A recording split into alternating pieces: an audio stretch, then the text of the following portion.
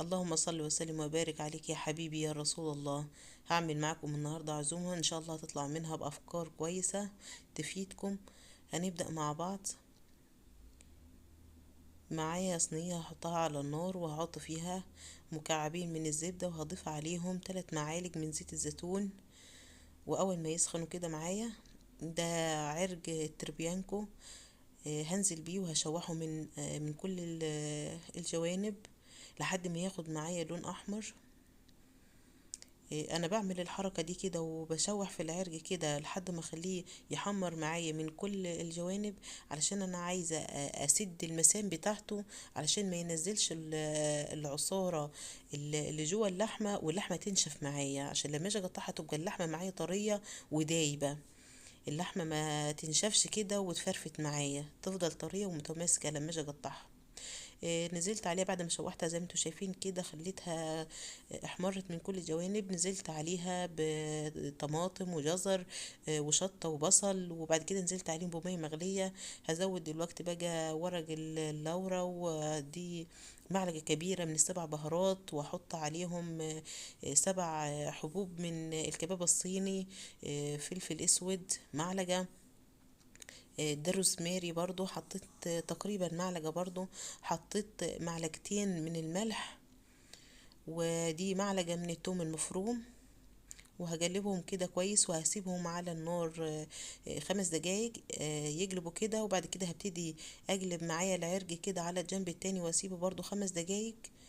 وبعد كده هجيب ورق الفويل زي كده وهغطيه وهدخله الفرن. هياخد معايا من 2.5 ساعات ل3 ساعات وهيكون استوى بإذن الله. دلوقتي هبتدي أعمل الخلطة بتاعة الممبار. معايا نص كيلو من الرز، ومعايا آه، كوبايتين من عصير الطماطم، بس دي طماطم مسبكة. ونزلت عليهم ب3 بصلات كبار، وكوباية من الخضرة، الشبت والبقدونس والكزبرة. نزلت عليهم بربع كوباية من الزيت. نزلت معلقة من التوابل، ال7 بهارات والفلفل الأسود والكزبرة والكمون والبابريكا والملح. هبتدي دلوقتي اخلطهم كويس، ولازم اعجنهم كويس كده بايدي علشان الخلطة تشرب من بعضيها. معايا ده الممبار. طبعا انا جبته وغسلته كويس وجلبته وغسلته من على الجنبين يعني. وسبته نجعته في مية وخل وملح نص ساعة لحد ما المية بقت نظيفة معايا زي ما انتوا شايفينها كده. هبتدي دلوقتي احشي الممبار. ده معايا جمع اللي هو الجمع بتاع الكيس الحلواني، بس انا الجمع ده مخصصاه للممبار بس، بحشي بيه عن الممبار زي كده. انا الممبار احتجت ان انا احط له الجمع زي كده، لان انا الممبار اللي معايا ده صغير، حجم صغير. ف بستعمل الجمع علشان اعرف احشيه. وبنزل الخلطة كده، الرز بنزلها جوه الممبار بالعصاية اللي هي بتاعت الشيش طاووق، بس بنزلها بقلب العصاية، ما بنزلش بسن العصاية بتاعت الشيش طاووق، عشان خاطر الممبار ما يتخرمش معايا ويفرجع معايا لما اجي اسلقه. بس زي ما انتوا شايفين كده بحشي الممبار، بحشي الكمية كلها. وهنا معايا مية مغلية بنزل فيها ب3 ورقات من اللوري، و4 حبوب من الكباب الصيني، ومعلقة من الفلفل الأسود، ومعلقة من الشطة، ومعلقة من الملح. وبنزل في الممبار وهو المية تكون بتغلي علشان الممبار يقفل معايا وما يفتحش وينزل الرز في قلب المية. هعمل نفس الخلطة للمحاشي، نفس الخلطة اللي أنا عملتها للممبار هعملها. هي برضو هعملها للمحشي، نفس الكمية، نفس الحاجة اللي أنا حطيتها، البصل والطماطم والرز والخضرة ونفس التوابل. هي أنا بستعمل نفس الخلطة للممبار وبستعملها برضو للمحاشي. هنا أنا هعمل المحشي، مش هعمله في الحل، هعمله في الصينية لأن أنا عايزة أدخله الفرن. بصراحة يا جماعة المحشي في الفرن وهم يعني، ممكن يعني تجربيه انت وانت هتعرفي انا اقصد ايه. يعني اختلاف طبعا عن ان انت تطيبيه في الحل على البوتاجاز، بدخله الفرن كده بيبقى ليه طعم تاني. برص كده المحاشي زي ما انتوا شايفينها، وكمان ما بينزلش الرز من قلب الفلفل، ما بيطلعش من قلب الفلفل او الكرنب، بتفضل كل حاجة متماسكة، وهتشوفيها معايا في الفيديو. طبعا انا حشيت كوسة وبتنجان وفلفل، ودلوقتي بحشي الكرنب.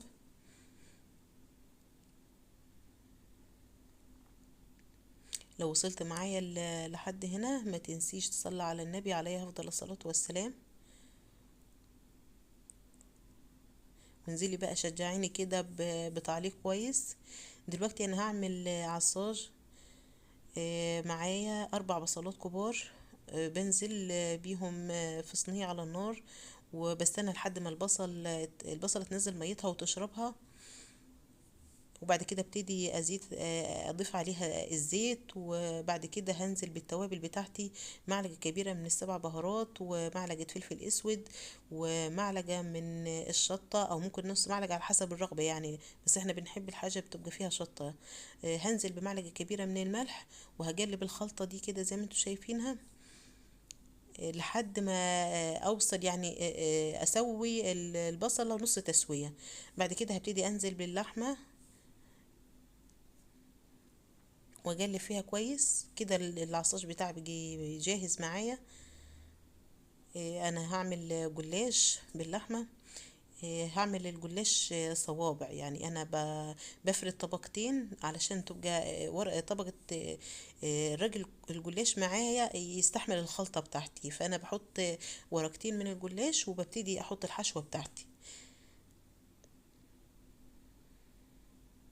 انا مستعمله ورقتين، بعيد نفس الطريقة زي كده، وبحط الكمية على حسب يعني انا ما شايفة قدامي يعني. ولو عادي كده معاكي ورقة من الجلاش مقطوعة او حاجة، عادي هتعرف تلفيها يعني، مش هتعمل معانا اي مشكلة، عادي.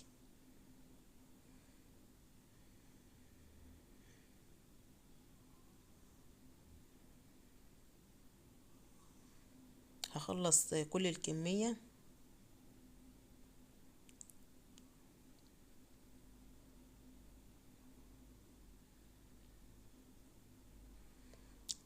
زي ما انتوا شايفينها كده، هبتدي بقى اقطعها صوابع الحجم اللي انا عايزاه.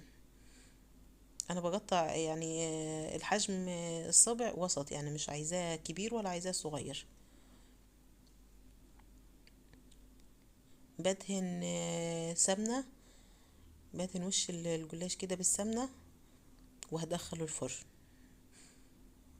باجي العصاج اللي كان معايا انا ضفت عليه جبنة موتزاريلا، وهبتدي احشي بيه السمبوسة.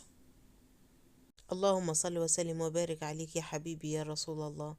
لو لسه موجودة معايا في الفيديو انزلي في التعليق تحت صلى على النبي عليه افضل الصلاة والسلام. انا بلفها كده زي القرطاس كده، وبنزل الحشوة فيها وبلفها. هعملها لكم تاني، ايوه. بحط كده بمعلقة من الحشوة وبقفلها. انا بدخل طرف اخر طرف السمبوسة بدخله فيها كده، فبتكفي، ما بتحتاج يعني، ما بعملش معايا ال- الدقيق وكده، ما بعملهاش خلطة يعني اقفل بيها الجلاش وكده، هو ما بيفتحش معايا. انا بقفله كده زي ما انتوا شايفين، ما بتفتحش معايا. ممكن تعمليه برضو بالطريقة دي. انا بسيب الورقة كده مفرودة، وبحط الخلطة عليها، وببتدي الفها مثلث. الطريقة اللي تريحك اعمليها. ببتدي دلوقتي بدهن السمبوسة عندي زيت، وبدخلها الفرن. معايا بيضة، واحط عليها رشة من الفلفل الاسود، ورشة من الملح، وكوباية من اللبن، وببتدي اخلطهم كده كويس. وهنا الجلاش بعد ما دخلته الفرن اخد نص سوا كده، لسه هيبتدي يحمر كده زي ما انتوا شايفينه، بطلعه وبحط عليه الخلطة اللي انا عملتها دلوقتي. ده الممبار معايا، انا مش هحمره في زيت. اللي انا بدهن بيه الممبار ده السمنه اللي كانت على وش الممبار وانا بسلقها، فاخدتها ودهنت بيها الممبار، وحطيت عليها معلقه من البابريكا، ودهنت بيها الممبار، وهدخلها الفرن تحمر. هنا ده الكرنب معايا، سقيته معايا شوربه، وحطيت عليها معلقه من البابريكا، وزقيت بيها الكرنب، ودخلتها الفرن. هنا بوريكم العرق التربيانكو بعد ما طلع. كل اللي نزل عاد بقى العصارة اللي نزلت كلها دي كده، الصوص اللي نزل كله من العرق، باخده كله وبضربه كده في الخلاط زي ما انتوا شايفين وبصفيه. الصوص ده بصراحة يعني انا باكل الصوص ده، ما باكلش اللحمة يعني. شايفين العرق متماسك معايا ازاي؟ شايفين انا لما قلت لكم ان احنا لازم نحمره عشان يطلع معايا متماسك زي كده وما ينشفش، محافظ العرق على التماسك بتاعه وما نشفش معايا.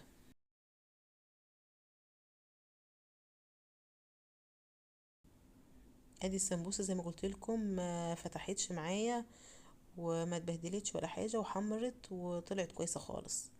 والجلاش هنا كمان استوى معانا، وادي السمبوسه وادي المحشي زي ما انتوا شايفينه. وده العرق بعد ما قطعته وخلصته الممبار اخد لون ذهبي حلو خالص. وهنا اكون خلصت الفيديو، يا رب تكوني استفدتي. متنسيش تعميني باللايك والشير، والسلام عليكم ورحمه الله وبركاته.